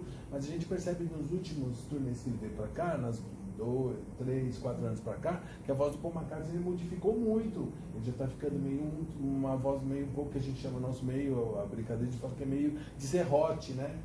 Já viram o serrote? Ele faz ele não tem mais a mesma firmeza, ele tem um timbre lindo originalmente. Em que pese que ele sempre fala, eu canto as músicas do mesmo tom que eu cantava nos anos 60 com os Beatles, mas a gente vê que não é mais a mesma qualidade vocal. Agora, o Roberto Carlos, eu tive a oportunidade de ver quando ele fez esse especial para a Rede Globo, agora não ano passado, ano retrasado, a qualidade vocal dele é impressionante dada a idade dele. Ele tem tipo uma qualidade como se ele fosse uma preparação de um cantor de ópera.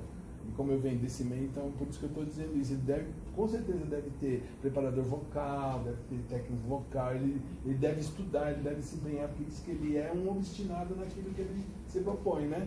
Então eu acho que isso que a Heloísa, né, colocou, eu acho que é bem legal a gente destacar. É a qualidade, a clareza e a afinação dele, a limpeza vocal dele, né?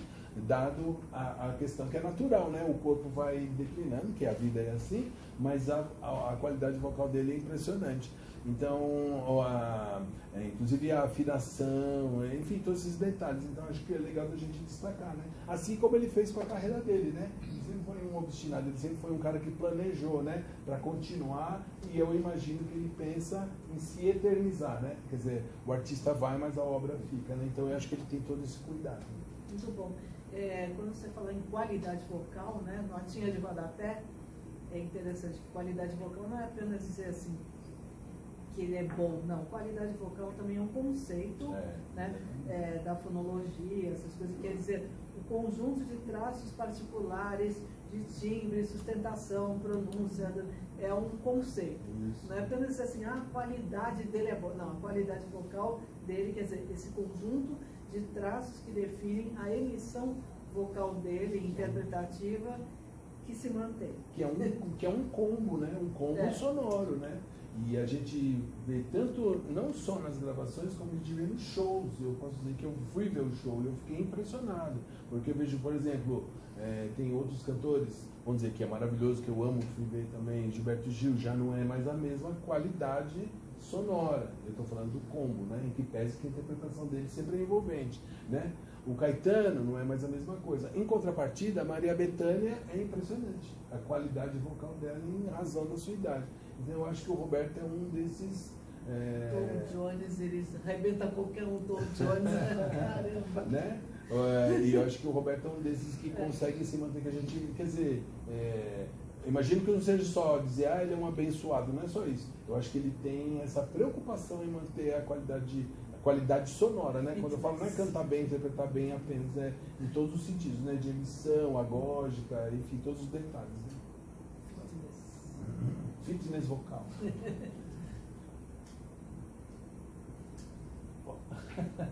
Não, eu assim, acho muito interessante, junto a toda essa qualidade vocal, né, ele ter aproveitado todos os momentos dele de uma maneira, sem dúvida nenhuma, muito competente. Né? Então, ele sabendo escolher a maneira de como dar continuidade para a carreira dele. Então, desde lá do começo, jovenzinho, né, até o prosseguimento e mesmo a manutenção dessa fase mais romântica, dá para perceber que tem uma estrutura muito bem planejada, organizada.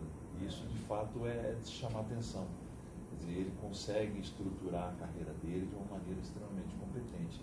Fale-se o que for, né, da qualidade, da música, tudo, mas ele tem essa virtude. Então é sempre importante destacar isso. Porque é muito difícil se manter na carreira artística, né? São milhares, talvez, sei lá, milhares e milhares de pessoas que tentam, que até acontece, explodem, mas que duram um disco, né? Duram um ano. Mesmo o pessoal da Jovem Guarda, né? Se a gente pegar aquele pessoal, quem sobreviveu foi praticamente ele, o Erasmo Carlos e mais 2 ou 3, se tanto, né? Quer dizer, ele conseguiu aí ocupar o espaço dele e também fazendo esse trabalho bonito de ver quando ele vai visitar o Caetano Veloso em Londres. Então tem uma coisa aí que é de fato um pouco fora do normal dele, né? Mas da imagem que ele criou, que ele quer criar, né? Que ele quer, mas que ele faz isso de maneira muito clara e volta para o Brasil cantando, né? E grava a música. Então é bacana ver também esses momentos que ele construiu e com alguma coragem também. O que eu sinto é que ele é um estrategista, né? Como se fosse um jogador, né?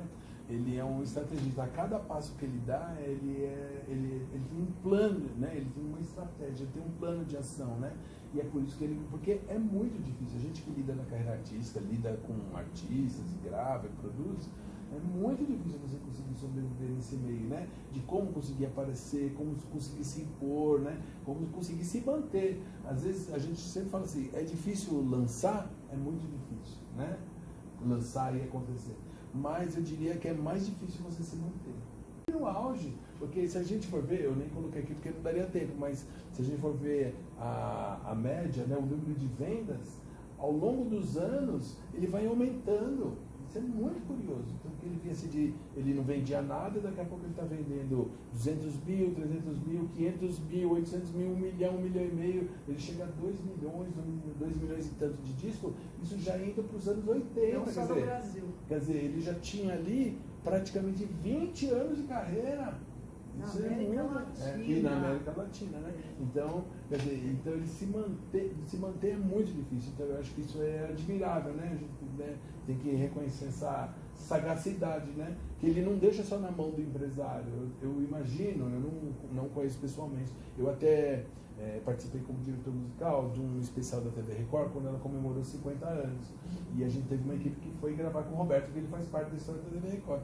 Então ele não foi lá nos estúdios da TV Record, mas a gente acompanhou dos bastidores e é impressionante assim, a gente percebe que ele se preocupa com todos os detalhes, mesmo da entrevista. Ele não é só um cara que senta para dar entrevista, ele está pensando em tudo ao entorno dele. Então ele é um cara obstinado com isso, né? Pro bem e pro mal, né? Porque aí tem a história dos toques e tal, que ele mesmo reconheceu, né? Que acho que vocês conhecem. Pro bem e pro mal, eu queria só fazer uma rápida fala, para não ficar só nós dois aqui, senão a gente vai ficar controlando a fala e já tem muita coisa para falar. Mas é importante também destacar que ele também fez concessões. Então, essa carreira, ela também contempla concessões com o poder. É verdade. Então, ele vai fazer concessões com a ditadura, ele vai aceitar premiações que são feitas no Segundo Exército, no Primeiro Exército, e vai para o Chile, inclusive seria o vídeo que eu gostaria de ter mostrado, ele vai agradecer Dom Augusto Pinochet. Então, assim, ele também consegue, dentro dessa carreira de sucesso, acariciar esses poderosos, muitas vezes não muito interessantes, né? E tem um poder político que a gente sabe o que aconteceu. Mas, enfim, só para deixar essa observação aqui. E que o Davi colocou na construção do filme, né? Como que a coisa ocorre. Sim, sim. Estava tentando encontrar um gancho do brilhantismo dos nossos colegas aqui, mas que bom que você falou agora também, né? Existe um elemento ali da própria Rose Passini, que foi no começo como vilã. É interessante ver o filme depois, com esses outros olhos, eu sugiro que seja visto, porque você vai perceber ali que a Rose, a vilã lá, né, ela representa uma mulher sempre vestido branco, e ela representa a República mesmo. Ela representa a República. Então, naquela transição de Jango, né, da esquerda, aquela coisa de estar conectado com a China, com Cuba e tal, que o golpe veio para, né, estancar, o desenrolar do filme é justamente essa República representada pela vilã, que está aliada aos bandidos da esquerda mundial, e aí, no final, ela se rende ao romantismo do Roberto Carlos. Aí ela que vai dirigir o tanque, a República, para mirar todo mundo que estava ali, né? Ela tinha salvação. Ela encontrou a salvação. E assim, uma questão que você falou de tecnologia para controle, porque atravessa toda a dissertação o tal do olho que tudo vê. Não achei nada mais criativo para colocar lá, mas é o Big Brother, né? Então o tempo todo os vilões estão vendo o que o Roberto Carlos está fazendo. E tem essa questão, né, da vigilância que era total, né, naquele período, né, uma atmosfera de vigilância, de medo, em que ele metaboliza, ou ele reelabora, ou ele ressignifica por sentido romântico, por sentido de, não, peraí, agora nós somos um país livre para consumir, quem tem grana é livre para comprar o seu carro, né?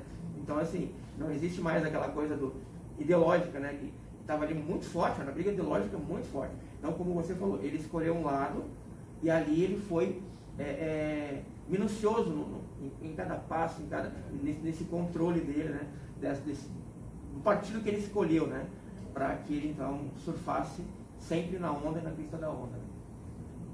É uma coisa interessante, né, pontuando aqui, que, claro, você não teve a oportunidade de colocar, mas está no seu trabalho, que existem trechos de música eletroacústica. Né? Quando ele está na NASA, aparecem uns negócios, uns aparelhos lá, indicando como o mal. Né? Então, de um lado, se a gente vai pegar o que são esses grandes sucessos do Roberto, tirando as baladinhas do rock and roll, ou do início mais para frente, ele se segura muito em soul, em foxtrot, em vox acho que também tem, e esse que está no nosso título aqui é um boleirão. Se a gente for ouvir de uma maneira diferente, isso é um bolero, né? Então ele se arvora, ele se solidifica em gêneros tradicionalmente estabelecidos e assim permanentes praticamente. A gente vai dizer que bom, o foxtrot, tango, não sei o que não tá, mas tem samba, tem bolero, tem as baladinhas, é muito interessante isso, né? Como ele vai incorporando a massa da orquestra mais sinfônica aos poucos. Muito obrigado pela aula, né? Mas é interessante como no final ele, em termos musicais, ele se estrutura numa tradição e no lado verbal e tudo ele vai pegando discursos muito voltados à igreja católica, né? Acho que eu não sou fã do Roberto, assim, mas eu vi algumas coisas e a gente lembra que quando enfim ele encontrou a mulher dele, que foi que ele queria, e ela ficou doente, E aquelas missas com o Padre Marcelo, né, Ah, Maria Rita, né? Da Maria Rita, também o envolvimento, né, com o Papa João Paulo II, enfim, tudo isso são coisas que mostram alguém que vai inovando, mas ao mesmo tempo ele se mantém sempre na tradição. É um porto seguro. E por outro lado, né, eu acho que você melhor como estava você da literatura, o quanto ele consegue se segurar na música de caráter. Eu desligo, mas não adianta, porque eu estou cantando os mães de coque. Está invadindo a gente. Mas enfim, o quanto ele se segura nesse romantismo, nessa coisa do pessoal em primeira pessoa, do eu lírico. O que é essa aqui que a gente vai falar? Para mim, ou ele está falando para ditadura, já que o largou, ou parece mais antes uma carta. Parece uma carta. Então, uns parece que é diálogo, outros parece que é uma carta. Se puder comentar um pouquinho. Deixa eu só saber como aparece. Isso que você falou aparece no roteiro do filme. Qual é o objetivo dos bandidos?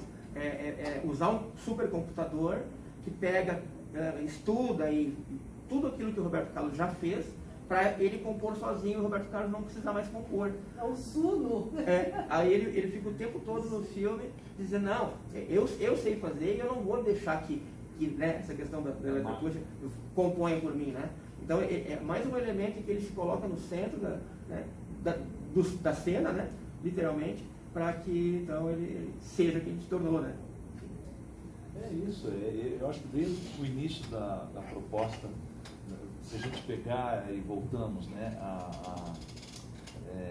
a Jovem Guarda e esse momento inicial de explosão dele, o que ele vai fazer ali vai ser justamente uma contraposição àquela proposta social que existia antes da ditadura militar. Então, a gente não vai ver nas letras dele uma proposta de solidariedade, de construção, mas ao contrário, é essa coisa sentimental, apelando sempre por um discurso em primeira pessoa, eu quero, eu vou, eu quero a minha namorada.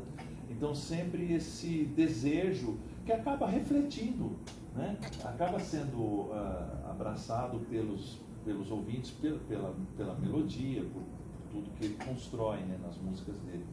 Mas, sem dúvida nenhuma, eu particularmente não vejo nenhum esforço dele em construir uma linguagem que seja em terceira pessoa, sabe? É sempre em primeira pessoa e ali as conquistas, nos amores, nos carrões, nas curvas da Estrada de Santos, eu sou o herói, no consumo, sem dúvida nenhuma, que é a realidade com a qual ele está lidando para surfar, é a realidade que ele surfa, e ele sabe surfar muito bem nos momentos dele. Eu acho interessante assim, que ele nessa fase que ele estoura, né, que é da Jovem Guarda, né, está muito calcado em cima da coisa do rock, então seria a rebeldia. Mas se a gente for ver, é uma rebeldia relativamente comportada, como na verdade os Beatles também foram, porque eles seriam os rebeldes, mas os rebeldes de verdade eram Rolling Stones, né? Exato. E eles eram a versão comportada da rebeldia. Então ele seria o rebelde para aquele momento, mas a gente vai ver depois que é uma rebeldia comportada. Mas ele vai sacar que, assim, ao contrário dos colegas todos, mas mirando, né, como a gente já comentou, né, no Elvis que estava se transformando, no Frank Sinatra que já havia se transformado, que ele vinha do jazz, né? Então, e o Elvis que era o rei do rock, essa coisa toda, que o que determina uma durabilidade na carreira é o romantismo, né? E eu acho que ele vai mirar ali onde ele segue, porque se a gente for olhar as grandes carreiras, elas se sustentam, porque o romance nunca acaba, né? O amor ele é um assunto recorrente, né? Então mudam-se gerações e o amor está sempre em primeiro plano. E eu acho que essa foi a sacada dele. E quando ele começa a transformar, quando ele sai do grupo e o grupo fica assim, caraca, quem que deu esse cara, né? E eles ficam chateados com ele, né? E ele vai cuidar, como na verdade ele, quando estava lá no Sputniks, lá junto com o Tim Maia, foi a mesma coisa. Ele estava com a banda, mas ele sempre pensou nele. Então, ele é coerente até com o discurso, quando ele fala né? Eu sou o herói, eu sou Jesus Cristo, eu estou aqui. Eu estou aqui. Você entendeu? Não é nós estamos, é assim. Então ele tem na verdade ele é coerente no pensamento, nas atitudes dele, inclusive, como você colocou super bem, vocês colocaram, né? Essa coisa de, como fala? De contrabalançar, de dar um certo tudo bem, o Pinochet, a gente sabe o que o cara tá fazendo, mas tudo bem, general, né? Dom ainda. Por quê? Porque é uma forma de, eu não posso brigar com ninguém, porque eu preciso me manter, porque senão os caras vão me cortar. Claro. Né? E corta mesmo, né? Que a gente sabe, né? Muitos foram cortados, né? Eu acho que essa é a sacada dele, né? Como a gente falou, né? Pro bem e pro mal, mas o cara tá aí, né? E é muito interessante, né? Porque quando ele estourou na vanguarda, bom, não tem nada disso, né? Na minha casa só tinha música de concerto, do barroco, romantismo, Tchaikovsky. Aliás, eu ouvi Tchaikovsky em detalhes, depois eu falo. Mas assim, e aí de criança, da impressão, porque tocas por aí, você não é impossível não ouvir. Essas coisas tipo Negro Gato, Calhambeque, são canções para criança cantar junto. Calhambeque, é para você ensinar na pré-escola, não é? Porque elas são uma brincadeirinha, tem jogos verbais, tem onomatopeia, tem coisa melhor do que do Negro Gato, aquela coisa assim, não é? Então, depende de quem é esse receptor, não é? Que está ouvindo, você ouvir também o que você quer ouvir, né? O plano que você tem de informação, de repertório. Eu espero que não queiram matar a gente. A gente tem perguntas. Eu tô sinalizando. Opa! Então vamos lá. Ó, o Jair Ártico, eu vou falar por ele, que eles estão colocando no chat, tá? Bom dia a todos. O Roberto Carlos já tinha manias no começo da carreira ou ficou com manias depois do sucesso, inclusive da cor azul? A cor azul, inclusive, foi uma exigência dele para filmar a maior parte das cenas de azul ou de branco. Exceto o preto, que ele usa a capinha dos Beatles, né, no momento que ele canta no prédio, o clipe. E assim, ele também exigiu, mania por mania, ele exigiu para o Roberto Farias. Ele não podia dar ré no carro, porque ele não gosta de dar ré no carro. Aí tem uma cena em que eles tiveram que achar um prédio onde tem já tinha aquela tecnologia de botar o carro de frente, o carro vira para depois sair de frente de novo, né?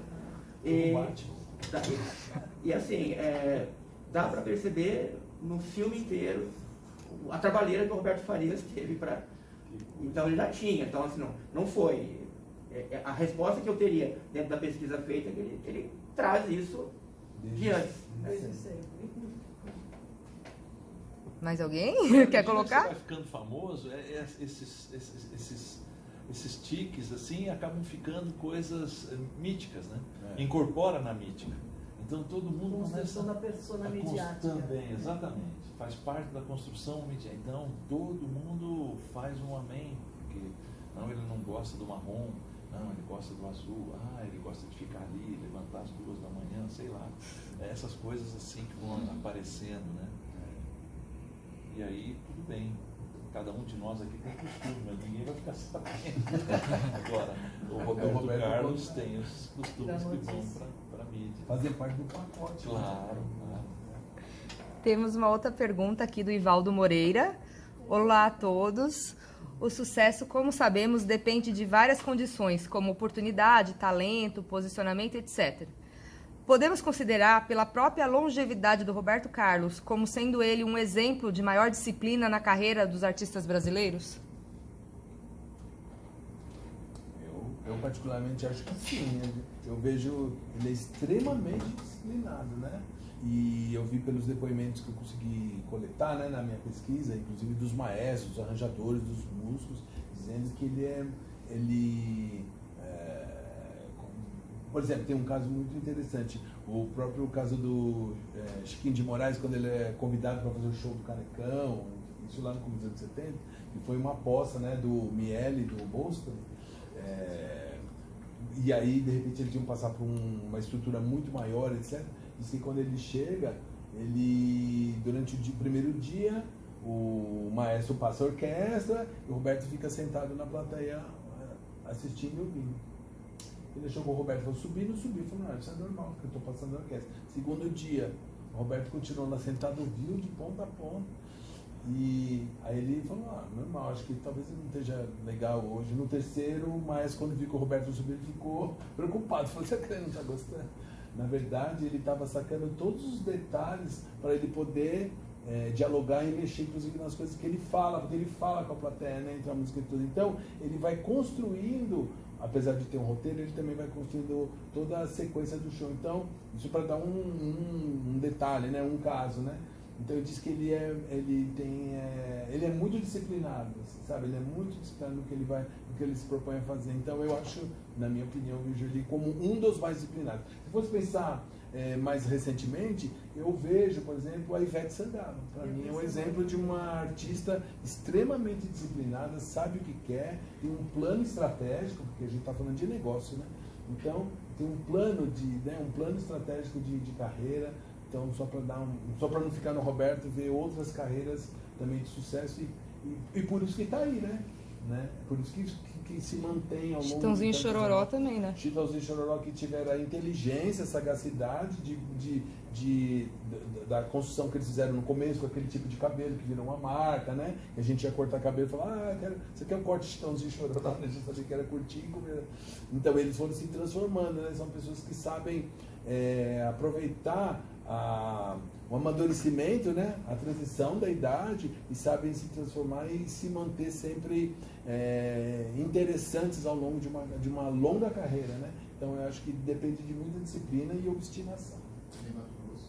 Ney Matogrosso, que está com a mesma idade do Roberto, se não me engano, deve estar com 85, 86 anos também, né? Você vê que ele mantém não só uma questão vocal que é impressionante, né? Dentro do timbre dele, que é um timbre especial, mas eu vejo também a beleza física dele, como ele se mantém, né? Isso requer com certeza uma disciplina também, né? Mental, física, de alimentação, etc, né?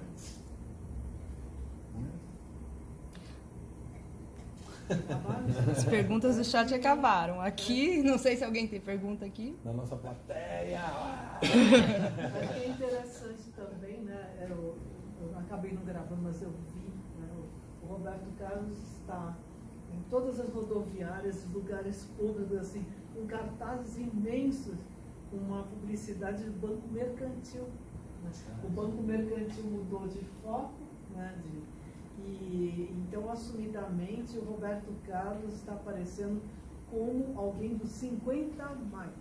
É verdade. Né? Então, essa questão da longevidade, da disciplina, também está em ele mirar quem é o público dele mais efetivo, mais em que ele tem que centrar isso, né? Porque a parte, acho que uma palavra que caberia para ele de excêntrico, né? Pessoa, a persona midiática dele, né? Essa questão de se expandir em outras coisas, bom, eu nunca vi, mas eu sei que eu moro em Santos, eu desço as curvas da de Santos, que bom. E a gente sabe que ele chega provavelmente de helicóptero, pega o Cadillac vermelho, e aí pega 3 dias de shows, né, até o Rio de Janeiro, até ele cheguei em casa e estou de novo. Então, e como ele passa de uma forma assim, protocolar, às vezes, que o disciplinado não quer dizer que só que ele está fazendo exercícios físicos, às vezes são até tarefas maçantes, já deve estar pesando para ele, mas ele não, é preciso, tem que fazer, eu vou. A gente percebe, às vezes, que algumas coisas ele está fazendo, não tem mais um ar de satisfação. Parece que ele está entediado de continuar a fazer isso. Se eu estiver errado, pode ser, mas a fisionomia mostra um certo cansaço, um certo enjoo, como se tivesse demais. Mas isso faz parte do disciplinado, tem que saber, tem que continuar. Se você quer fazer algum comentário, Sandro? Vem aqui. Na verdade, eu fiquei mais curioso. Vem aqui para aparecer e pode se meter na frente da câmera. Primeiro que eu acho que além desse ar disciplinado do Roberto Carlos, ele ficou preso num personagem também, né? Que precisa ficar repetindo isso eternamente, esses especiais da Globo, por exemplo. Todo mundo já sabe até a ordem das músicas, quase sempre o que vai acontecer. E o público também não se renovou, né? No caso do Roberto Carlos, ele foi parando no tempo e a gente vê as mesmas senhorinhas, assim, né? Não foi um público que veio se renovando ao longo do tempo. Mas, na verdade, eu tinha uma curiosidade de saber se vocês já assistiram ao show deles, do Roberto Carlos, pessoalmente, e como que foi essa experiência de estar diante do objeto de pesquisa, assim, dessa outra experiência. Não, eu assisti. Pegou a rosa? Eu peguei a rosa. Eu não. Eu peguei a rosa. Ela também. Peguei a rosa. E foi interessante o jeito que eu peguei a rosa, porque assim, o pessoal vai tudo pra frente, né? E aí aquela aglomeração sobe nas cadeiras. Aí ela foi na frente, ela pegou a rosa, né? E aí eu fiquei lá na frente do palco. Aí eu falei, pronto, não tem mais rosa. Aí a última rosa, ele fez assim, a mulher foi. Ele falou, não, tipo assim, é pra ela. Então foi assim, especialmente. Eu, nossa, sabe? Aí sabe você fica assim, ó, parada, né? Foi uma coisa muito assim, quando a Paula virou pra trás, eu, ó, cadê a rosa aqui? Mas foi muito impressionante. Aquele monte de gente lá, e eu, não vou conseguir, não, e eu não. Eu falei, pô, acabou a rosa, vai jogar essa aqui. Ele fez, a mulher foi pra pegar ele, tipo assim, não é sua. Você até uma foto aqui agora com a rosa que ele me deu. Então, eu acho que, assim, uma carreira bem sucedida, né? Assim, eu vejo interessante, porque eu vejo, ó que curioso, né? Eu reparei, né? Por exemplo, a banda AC/DC, que é uma banda tradicional que vem do heavy metal, né, dos anos 70, né? E que eu vejo aquele monte de gente grisalho, né? Enfim, mas, olha que interessante, tinha o avô, com certeza, o filho, mas tinha os netos, a molecada também estava vestida de camiseta AC/DC. Então, como não são músicas que tocam diretamente, né, na mídia, até porque a mídia está muito diversificada, é diferente, né? A gente também tem que entender que o mundo mudou, né? Não é mais aquela coisa de 7 canais que existiu, né? Que a gente já tinha 7 opções, né? Era Cultura, SBT, Globo, Record, Manchete que virou Rede TV, Gazeta e Band, acabou, ou é isso ou não é nada, né? Hoje tem muitas opções, né? Que a gente chamava, mas ainda existe um mainstream de qualquer jeito, né? Daquilo que toca mais, etc. Então é difícil você se manter diante desse meio, né? Conseguir se manter, né? Interessante diante do mainstream que tem outros interesses, né? E eu acho que no caso do Roberto, o que eu pude perceber é que sim, tem as senhoras que são contemporâneas a ele, que são as mulheres de 85, 90, 85, 80, 70 e etc. Mas eu vi pessoas mais jovens também na plateia. Eu acho que se não são pessoas que são conquistadas pelos meios que a gente tinha antes, né, que era o rádio e TV, elas são conquistadas como se fosse uma passagem de geração em geração. Como é o caso dos Beatles, né? Quando eu vou ver, eu fui assistir, eu sou fã, né? Eu já falei dos Beatles, eu fui ver show do Paul McCartney, eu vejo desde gente que é contemporânea ao Paul, que viveu aquela loucura toda dos anos 60, mas eu vejo a molecada cantando, né?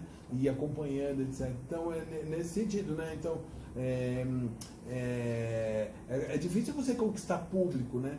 E você se manter interessante. Eu faria um paralelo, não só em termos de público, mas de manutenção de carreira, no paralelo no mundo do futebol. A gente vê na televisão esses jogadores que a gente vê, que são milionários, multimilionários, etc. E a gente parece que é uma realidade do futebol inteiro. Na verdade, a realidade do futebol não é nada disso. Se a gente fizer quantitativamente, né, e comparado, a gente vai ver que é um grão na areia. São pouquíssimos os que ganham uma fortuna. A maioria não ganha nada, né? Se a gente for pensar não só do futebol da Série A, mas sobretudo da Série B, da Série C, Série D, que são muitas categorias, né? Então o futebol é enorme, né? Agora, mesmo os que ficaram milionários, muitos perderam tudo. Tem vários casos famosos aí, né?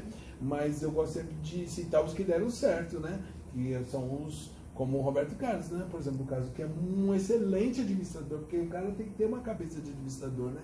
Não é só o artista, porque o artista, uma hora ele tem fim, né? Que é, por exemplo, o caso do Ronaldinho Fenômeno, né? É um caso de um cara que soube e sabe administrar, né? Ele parou de jogar, engordou toda aquela coisa, né? Que o pessoal está usando, mas ele é um excelente empresário, ele tem vários negócios. O Roberto não está só no mundo da música, né? Como a gente pensa, ele está em outros ramos, né? Ele está no ramo da construção civil, ele está no ramo do transporte, ele tem empresas de vários setores, né? Então é um cara que soube administrar sua fortuna, né?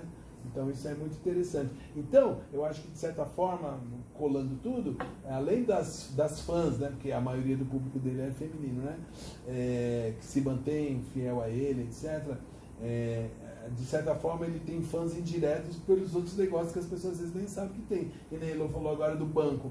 Muita gente vai ser, por exemplo, às vezes a avó nem sabe como abrir a conta, mas às vezes a avó vai falar para a neta de 15 anos, de 20 anos, fala, minha neta, olha, é o banco do Roberto Carlos. É um negócio que não termina, né? Acho que essa não é nem abrir a conta, é empréstimo consignado para o vovô e passear, pegar um pacote da CBC. E assim, pesquisando, não dá para jogar no limbo o inspirado romântico. As letras dele sempre tiveram algum uso político, sim. Por exemplo, é preciso sobreviver, é um trecho da propaganda, ok? Lá no filme está lá, você não serve para mim, né?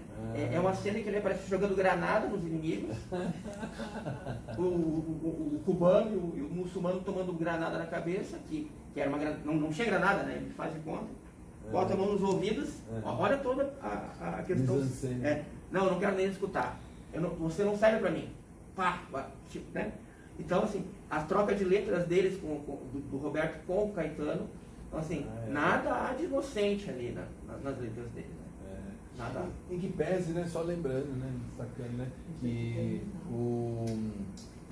em grande parte, né, da produção da dupla Roberto Erasmo, em que pese que ele dá uns pitacos, mas o grande letrista é o Erasmo, né, que faz muita coisa a pedido do Roberto, né, que ele conta essa dinâmica deles, né.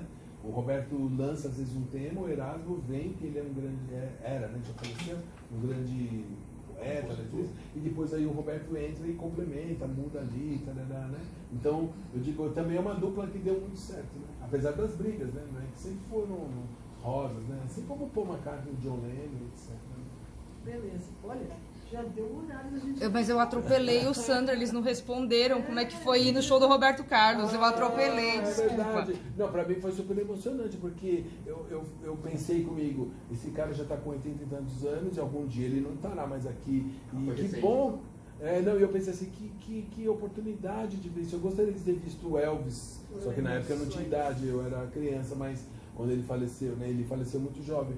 Assim como gostaria de ter visto o Frank Sinatra, que veio até o Brasil, mas eu era moleque, não deu pra ver. Então, que oportunidade ver esse cara, sabe, de frente, vendo esse cara ali, né? Ele é, pra mim, né? Não estou dizendo no meu caso particularmente, eu senti não só como cantor, mas ele é quase uma entidade, né? Ele representa toda uma trajetória, uma história, né? Pro bem e pro mal. Mas não importa, né? Ele vem ao longo da história, né? Do país e particularmente, né, da família. Minha mãe era fã do Roberto, assim como outras tias, etc. Então, assim, sempre foi assunto. As pessoas esperavam sempre o especial do final de ano. De repente eu estava lá assistindo, falei, que privilégio poder ver esse cara, porque talvez se eu vier o ano que vem, talvez ele não esteja mais aqui. Quer dizer, esse risco sempre existe para qualquer artista, né? Então, para mim foi muito emocionante. Eu fiquei muito feliz de ter assistido e participado. Vocês não foram. Eu quero ir no navio, hein? Olha lá. Vai lá. Chegou 2 dias antes. Lá.